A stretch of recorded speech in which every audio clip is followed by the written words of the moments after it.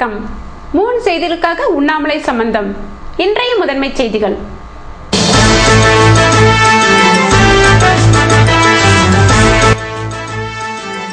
சின்ன கரையாம்புத்தூர் மாதிரி கிராமமாக தத்தெடுப்பு. மத்திய ஊரக வளர்ச்சித்துறையின் புதிய திட்டத்தை செயல்படுத்தினார் MP ராதாகிருஷ்ணன்.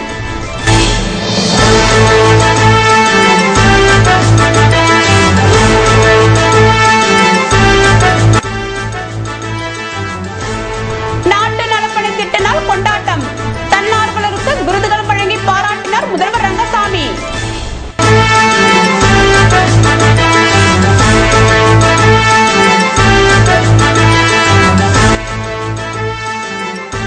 புதுவை அஞ்சல் அலுவலகத்தில் மை ஸ்டாம்ப். பொதுமக்கள் தங்கள் புகைப்படம் பதிந்த அஞ்சல் தலை வெளியிடும் சேவை அறிமுகம். இனி விரிவான செய்திகள். புதுவை அருகே உள்ள கரையாம்புத்தூர் கிராமத்தை நாடாளுமன்ற உறுப்பினர் ராதாகிருஷ்ணன் தத்தெடுத்துள்ளதால் இந்த கிராமத்தில் அடிப்படை வசதிகள் மேம்படுத்தப்படும் என்பதால் மக்கள் உற்சாகத்தில் உள்ளனர். நாடாளுமன்ற உறுப்பினரின் மாதிரி கிராம திட்டம் இந்திய அரசின் ஊரக வளர்ச்சி துறையின் மூலம் கிராமங்கள் முழுமையான வளர்ச்சி பெறும் குறிக்கோளை கொண்ட ஒரு புதிய திட்டமாக மத்திய அரசால் இவ்வாண்டு முதல் துவங்கப்பட்டுள்ளது. இதன் மூலம் விவசாயம், கைத்தொழில் உள்ளிட்ட அனைத்து துறைகளிலும் இந்தியாவில் உள்ள அனைத்து கிராமங்களும் மேம்படுத்தப்படும். முதல் கட்டமாக புதுவை பாகூர் அருகே உள்ள கரையாம்புத்தூர், சின்ன கரையாம்புத்தூர், பனையடி குப்பம் போன்ற கிராமங்களை பாராளுமன்ற உறுப்பினர் ராதாகிருஷ்ணன் முதல் கட்டமாக தத்தெடுத்த பின்னர் 2016ஆம் ஆண்டிற்கு முன்மாதிரி கிராமமாக இது மேம்படுத்தப்படும். மற்ற 2 கிராமங்கள் 2019க்குள் முன்மாதிரி கிராமமாக உருவாக்கப்படும். சின்ன கரையாம்புத்தூரை மாதிரி கிராமமாக தத்தெடுக்கும் நிகழ்ச்சி சனிக்கிழமை நடைபெற்றது. இதில் பாராளுமன்ற உறுப்பினர் ராதாகிருஷ்ணன், சட்டமன்ற உறுப்பினர் பெரியசாமி, ஆட்சியர் மற்றும் உயர் அதிகாரிகள் கலந்து கொண்டனர். இந்த திட்டத்தின் மூலம் மாதிரி கிராமங்களை தேர்ந்தெடுத்து தரமான உட்கட்டமைப்பினை உருவாக்கி அதிலுள்ள கிராம பஞ்சாயத்துக்கு ஊக்கமளிப்பது இந்த திட்டத்தின் நோக்கமாகும். நாட்டு நலப்பணி திட்ட தினத்தை முன்னிட்டு தன்னார்வலருக்கு முதல்வர் ரங்கசாமி விருதுகள் வழங்கினார். புதுவை மாநில நாட்டு நலப்பணி திட்டத்தின் சார்பில் 45வது நாட்டு நலப்பணி திட்ட நாள் சனிக்கிழமை கோரிமேடு அன்னை தெரசா பட்ட மேற்படிப்பு மற்றும் ஆராய்ச்சி நிறுவனத்தில் கொண்டாடப்பட்டது. இவ்விழாவில் முதலமைச்சர் ரங்கசாமி சிறப்பு விருந்தினராக கலந்து கொண்டு 11 திட்ட அலுவலர்கள் மற்றும் 15 தன்னார்வலருக்கு மாநில விருதுகளை வழங்கினார். அப்போது அவர் சமூக சேவையிலும் ஆளுமை வளர்ச்சியிலும் இளைஞர்கள் அக்கறை காட்ட வேண்டும் என்றும் வலியுறுத்தினார். பள்ளி கல்வி அமைச்சர் திரு தியாகராஜன் நிகழ்ச்சிக்கு தலைமையேற்றார். இந்தியாவில் நாட்டு நலப்பணி திட்டம் 1969ஆம் ஆண்டு தொடங்கப்பட்டது. இத்திட்டத்தின்படி 45வது ஆண்டு விழா நாடு முழுவதும் கொண்டாடப்பட்டு வருகிறது. புதுவை கோரிமேடு அன்னை தெரசா பட்ட மேற்படிப்பு மற்றும் ஆராய்ச்சி நிறுவனத்தில் இவ்விழா கொண்டாடப்பட்டது. விழாவில் சட்டமன்ற உறுப்பினர் தமிழ்ச்செல்வன், கல்வித்துறை செயலர் ராகேஷ் சந்திரா, பள்ளி கல்வி இயக்குனர் குமார், பள்ளி கல்வி துணை இயக்குனர் பார்த்தசாரதி, அன்னை தெரசா பட்ட மேற்படிப்பு மற்றும் ஆராய்ச்சி நிறுவன புல முதன்மையர் மருத்துவர் முரளி மற்றும் மாநில இணைப்பு அலுவலர் குழந்தைசாமி ஆகியோர் வாழ்த்துரை வழங்கினர். விழாவில் மாணவ மாணவியர் வழங்கிய பல்வேறு கலை நிகழ்ச்சிகள் இடம்பெற்றன. புதுவை தபால் நிலையத்தில் மை ஸ்டாம்ப் சேவையை மண்டல அஞ்சல் துறை தலைவர் துவக்கி வைத்தார். இந்திய அஞ்சல் துறை இதுவரை பிரபலங்கள், தலைவர்கள், சாதனையாளர்கள் நினைவு சின்னங்கள் போன்றவற்றிற்கு அஞ்சல் தலை வெளியிட்டு பெருமை சேர்த்தது. இப்பொழுது இந்த சேவை சாதாரண பொதுமக்களும் பயன்பெறும் வகையில் தங்கள் புகைப்படம் பதிந்த அஞ்சல் தலை வெளியிடும் சேவையை அறிமுகப்படுத்தியது. பொதுமக்களின் அதிக வரவேற்பிற்கு இணங்க இந்த சேவை இப்பொழுது பாண்டிச்சேரி கோட்டத்தில் பாண்டிச்சேரி தலைமை அஞ்சலகத்தில் சனிக்கிழமை சென்னை நகர மண்டல அஞ்சல் துறை தலைவர் மெர்வின் அலெக்சாண்டர் துவக்கி வைத்தார். இவ்விழாவில் புதுச்சேரி மாநில முதன்மை கல்வி அதிகாரி ராமலிங்கம் மற்றும் விவேகானந்தா பள்ளி குழுமத்தின் தலைவர் செல்வ கணபதி சிறப்பு விருந்தினர்களாக கலந்து கொண்டு முதல் மை ஸ்டாம்பை பெற்றுக் கொண்டனர். மேலும் மகளிர் குழந்தைகள் தினத்தை முன்னிட்டு நடைபெற்ற அஞ்சல் சேமிப்பு முகாமில் தேர்ந்தெடுக்கப்பட்ட 2 பெண் குழந்தைகளுக்கு மை ஸ்டாம்ப் பரிசாக வழங்கப்பட்டது. மேலும் பாண்டிச்சேரி கோட்டத்தில் அதிக அஞ்சல் சேமிப்பு கணக்குகளை தொடங்கிய துணை மற்றும் கிளை அஞ்சலக அதிகாரிகளுக்கும் மை ஸ்டாம்ப் பரிசாக வழங்கப்பட்டது. புதுவை சுற்றுலாத்துறை சார்பில் சுற்றுலா வழிகாட்டி பயிற்சி முடித்தோருக்கு அமைச்சர் ராஜவேலு சான்றிதழ்கள் வழங்கினார். புதுச்சேரி அரசு சுற்றுலாத்துறையின் சார்பில் குறுகிய கால சுற்றுலா வழிகாட்டிகளுக்கான சிறப்பு பயிற்சி வகுப்பு கடந்த ஆகஸ்ட், செப்டம்பர் மாதங்களில் புதுச்சேரி ஓட்டல் மேலாண்மை மற்றும் சமையல்கலை கல்லூரியில் நடைபெற்றது. இப்பயிற்சி பயிற்சியினை முடித்தவருக்கு சான்றிதழ் மற்றும் அடையாள அட்டை வழங்கும் நிகழ்ச்சி 21/11/2014 அன்று சுற்றுலாத்துறை அமைச்சர் அலுவலகத்தில் நடைபெற்றது. இந்த பயிற்சி பெற்றதன் மூலம் புதுவைக்கு வரும் சுற்றுலா பயணிகளுக்கு சிறந்த முறையில் புதுவையின் கலாச்சார பாரம்பரிய ஆன்மீக தலங்களை சுற்றி பார்க்க உதவி செய்வார்கள். பாகூர் வேளாண் வளாகத்தில் பிரதமரின் தூய்மை இந்தியா இயக்கத்தின் கீழ் துப்புரவு பணிகள் மேற்கொள்ளப்பட்டன. புதுவை அரசு வேளாண் துறை சார்பில் பாரத பிரதமரின் தூய்மை இந்தியா இயக்கத்தின் கீழ் வேளாண் துறை இயக்குனர் ராமமூர்த்தி மேற்பார்வையில் வேளாண் துறையின் கீழ் செயல்படும் பல்வேறு அலுவலக வளாகங்களில் தூய்மைப்படுத்தும் நிகழ்ச்சி நடைபெற்றது. இதன் ஒரு பகுதியாக பாகூர் பயிற்சி வழி தொடர்பு திட்ட இணை வேளாண் இயக்குனர் அலுவலக வளாகத்தில் தூய்மைப்படுத்தும் பணியை இணை வேளாண் இயக்குனர் சிவசங்கரன் முருகன் துவக்கி வைத்தார். இதில் பாகூர், சேலியமேடு, கரிக்கலாம்பாக்கம் மற்றும் கரியாம்புத்தூர் உழவர் உதவியக அலுவலக வேளாண் அலுவலர்கள், உதவி வேளாண் அலுவலர்கள், கிராம நிர்வாக பணியாளர்கள், ஆத்மா மேனேஜர்கள், செயல் விளக்க உதவியாளர்கள், அலுவலக காவலர்கள், மஸ்தூர்கள் மற்றும் பல்நோக்கு உதவியாளர்கள் ஆகியோர் பங்கு பெற்று வளாகத்தை தூய்மைப்படுத்தினார்கள். இந்த தூய்மைப்படுத்தும் பணி தொடர்ந்து நடைபெறும். நிகழ்ச்சியின் போது இணை வேளாண் இயக்குனர் திரு சிவசங்கரன் முருகன் அவர்கள் அலுவலக வளாகத்தில் மரக்கன்று நடும் பணி நடைபெற்றது.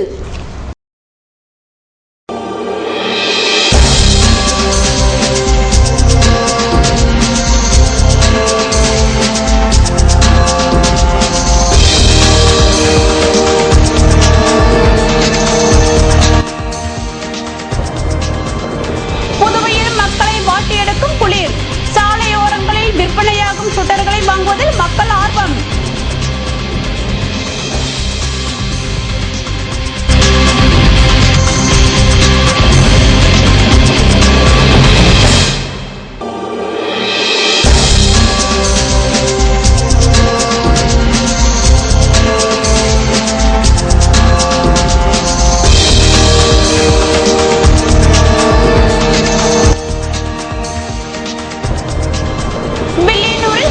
பஞ்சாயத்துக்கு வரியை கட்டாவிட்டால் கடும் நடவடிக்கை. ஆணையரின் எச்சரிக்கையால் வியாபாரிகள் கலக்கம். விவரம் விளம்பர இடைவெளிக்கு பிறகு.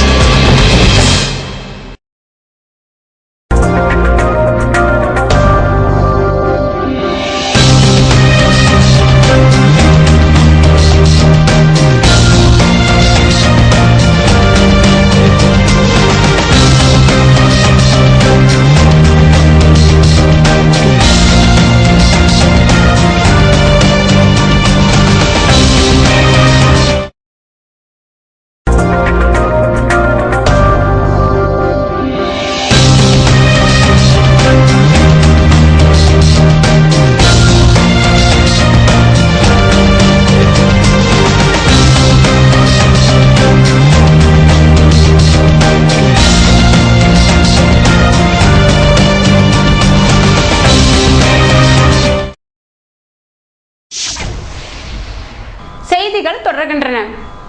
புதுவை ராமகிருஷ்ணா பள்ளியில் நடைபெற்ற கண்காட்சியில் பல்வேறு அறிவியல் படைப்புகளை மாணவ மாணவிகள் பார்வைக்கு வைத்திருந்தனர். ராமகிருஷ்ணா வித்யாலயா மேல்நிலைப் பள்ளியில் சனிக்கிழமை அறிவியல் கண்காட்சி நடைபெற்றது.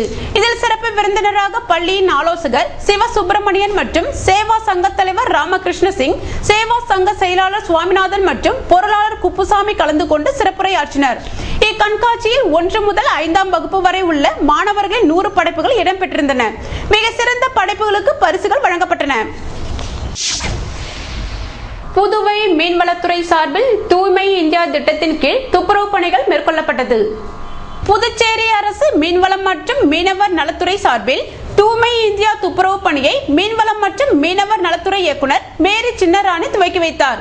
துப்புரவு பணி முகாமில் அழகி தனுஷ்கோடி, இளநிலை கணக்கு ஆய்வாளர் கங்காபாணி, கண்காணிப்பாளர் கிருஷ்ணசாமி, கண்காணிப்பாளர் ஜெகநாதன், அன்பரசன், சிவபிரகாசம், இளந்திரியன், மகேஸ்வரி, தீபா, அஞ்சகவள்ளி மற்றும் பலர் கலந்து கொண்டனர். புதுவையில் தொடர் மழை ஓய்ந்துள்ள நிலையில் இரவு நேரங்களில் மக்களை குளிர் வாட்டி வதைப்பதால் சொட்டர்கள், தொப்பிகள் விற்பனை சாலை ஓரங்களில் அதிகரித்துள்ளது. கார்த்திகை மாதம் துவங்கியதுமே கொட்டும் பனி காரணமாக மக்களை குளிர் வாட்டி எடுக்க துவங்கிவிடும். இந்த ஆண்டு கார்த்திகை மாதத்திற்கு முன்னதாக பெய்த மழையினால் குளிரை மக்கள் அதிகமாக உணர முடியவில்லை. இந்நிலையில் சென்னையில் மழைக்கு பின்னர் குளிரின் தாக்கம் அதிகரித்து காணப்பட்டதால் இரவு மட்டுமின்றி பகல் நேரத்தில் கூட வெளியில் செல்பவர்கள் அதற்கான முன்னேற்பாடுகளுடன் செல்வதை காண முடிகிறது. இதனால் சாலையோரங்களில் வெளி மாநிலங்களில் இருந்து கொண்டு வரப்பட்டுள்ள உள்ளன் ஸ்வெட்டர், ஸ்கார்ப், மங்கி குல்லா, மப்ளர் மற்றும் காதுகளை மறைக்கும் இயற்பேடு போன்றவைகள் 30 ரூபாய் முதல் 80 ரூபாய் வரை விற்பனை செய்யப்பட்டு வருகிறது. துணிக்கடைகளில் இது போன்ற குளிர் தடுப்பு ஆடைகள் விற்பனையானாலும் சாலை ஓரங்களில் விதவிதமாக விலை குறைவாக விற்பனை செய்யப்படும் பொருட்களை வாங்குவதில் தான் மக்கள் அதிக ஆர்வம் காட்டுகின்றனர். வில்லியனூரில் வரி கட்டாத கடைகள் மீது கடும் நடவடிக்கை எடுக்கப்படும் என கொம்புயின் பஞ்சாயத்து அதிகாரிகள் எச்சரித்துள்ளனர். புதுவை வில்லியனூர் சுந்தரமூர்த்தி விநாயகபுரத்தில் அமைந்துள்ள கடைகள் கொம்புயின் பஞ்சாயத்துக்கு கட்ட வேண்டிய வரியை கட்டாமல் காலம் கடத்தி வந்ததாக கூறப்படுகிறது. இது தொடர்பாக சம்பந்தப்பட்ட கடைகளுக்கு நினைவூட்டல் கடிதம் அனுப்பிய போதிலும் வரி கட்ட எவரும் முன்வரவில்லை. இதனால் புதன்கிழமையன்று காலை வில்லியனூர் கொம்புயின் பஞ்சாயத்து ஆணையர் சீதாராமன் தலைமையில் அதிகாரிகள் குழுவினர் சம்பந்தப்பட்ட கடைகளுக்கு சென்று சீல் வைத்தனர். மேலும் அருகிலுள்ள கடைகளுக்கும் எச்சரிக்கை விடுத்தனர். குறிப்பிட்ட நாளுக்குள் வரியை கட்டாத கடைகள் சீல் வைக்கப்படும் என வில்லியனூர் கொம்புயின் ஆணையர் சீதாராமன் எச்சரிக்கை விடுத்துள்ளார். புதுவை அன்னை தெரசா பள்ளியில் நடைபெற்ற குழந்தைகள் தின விழாவில் மாணவ மாணவியருக்கு பரிசுகள் வழங்கப்பட்டன. ஆசீர்வதிக்கப்பட்ட அன்னை தெரசா மாதிரி மேல்நிலைப் பள்ளியில் குழந்தைகள் தின விழா பள்ளியின் முதல்வர் ரட்சகர் பெயர் கொண்ட திருநாம விழா கொண்டாடப்பட்டது. விழாவிற்கு பள்ளியின் முதல்வர் தலைமையேற்க சிறப்பு விருந்தினராக அமலோர் புஷ்பராஜ் கலந்து கொண்டார். விழாவின் சிறப்பு விருந்தினராக ஜீன் கிளாட், போய்னோக்ஸ், மரியா தெரசா, விரோத் Maria Therese, Jacqueline and Michael ஆகிய அனைவரும் வருகை தந்து ஆசீர்வதிக்கப்பட்ட அன்னை தெரசா மேல்நிலைப் பள்ளியில் நடைபெற்ற குழந்தைகள் தின விழாவில் கலந்து கொண்டு மாணவர்களுக்கு இனிப்புகளை வழங்கியும் போட்டிகளில் கலந்து கொண்டு வெற்றி பெற்ற மாணவ மாணவிகளுக்கு பரிசுகள் வழங்கினார்கள்.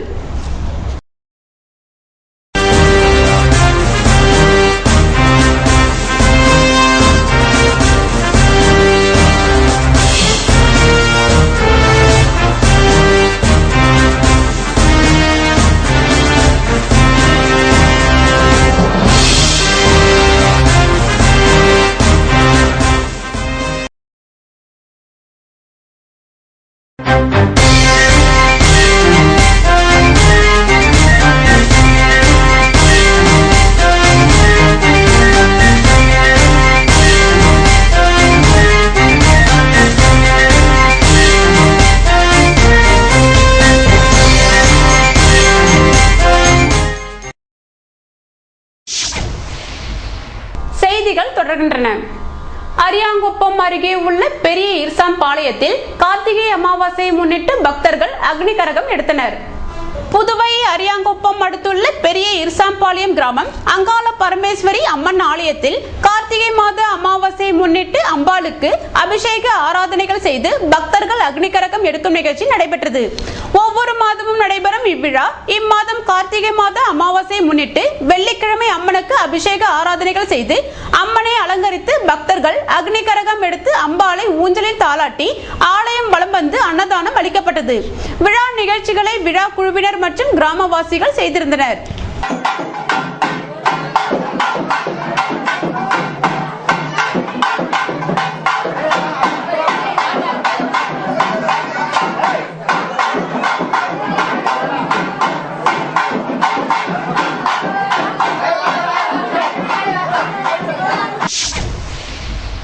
நீதிமன்ற தீர்ப்பினை காலத்தோடு அமல்படுத்த வேண்டும் என ஆளுநரிடம் பட்டதாரி ஆசிரியர்கள் சங்கத்தினர் மனு அளித்து வலியுறுத்தியுள்ளனர்.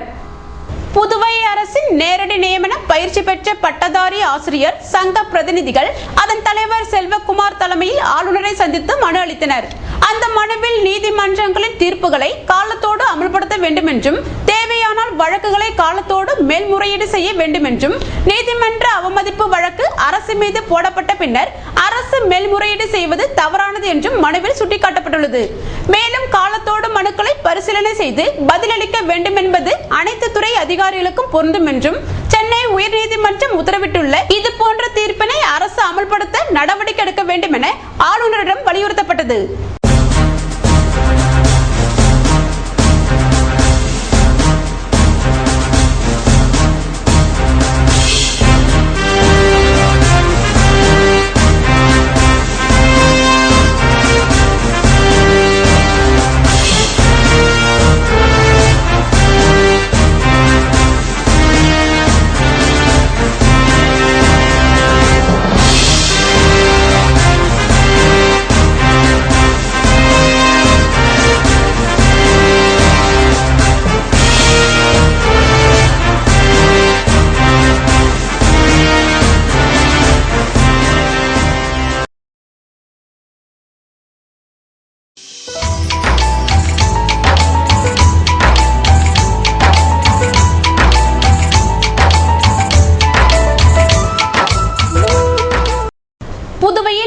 வெப்பநிலை அதிகபட்சமாக 29 டிகிரி செல்சியஸாக பதிவானது. நாளைய வானிலை 30 டிகிரி செல்சியஸாக காணப்படுவதுடன் பனியின் தாக்கம் அதிகமாக இருக்கும் என வானிலை மையம் தெரிவித்துள்ளது.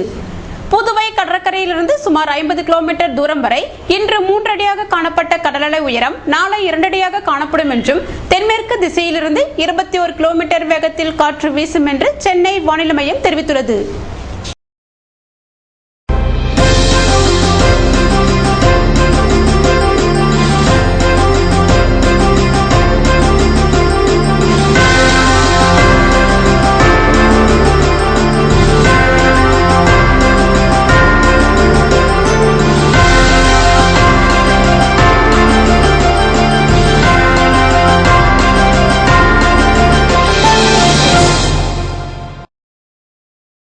மீண்டும் இன்றைய முதன்மை செய்திகள்.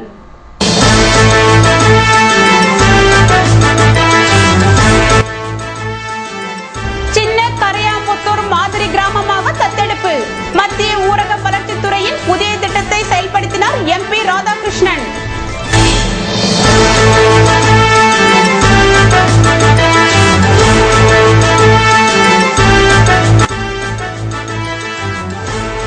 நாட்டு நலப்பணி திட்ட நாள் கொண்டாட்டம்.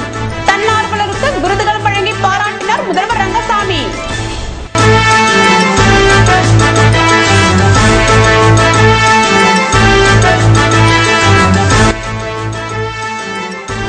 புதுவை அஞ்சல் அலுவலகத்தில் மை ஸ்டாம்ப். பொதுமக்கள் தங்கள் புகைப்படம் பதிந்த அஞ்சல் தலை வெளியிடும் சேவை அறிமுகம். இத்துடன் செய்திகள் நிறைவடைந்தன. வணக்கம்.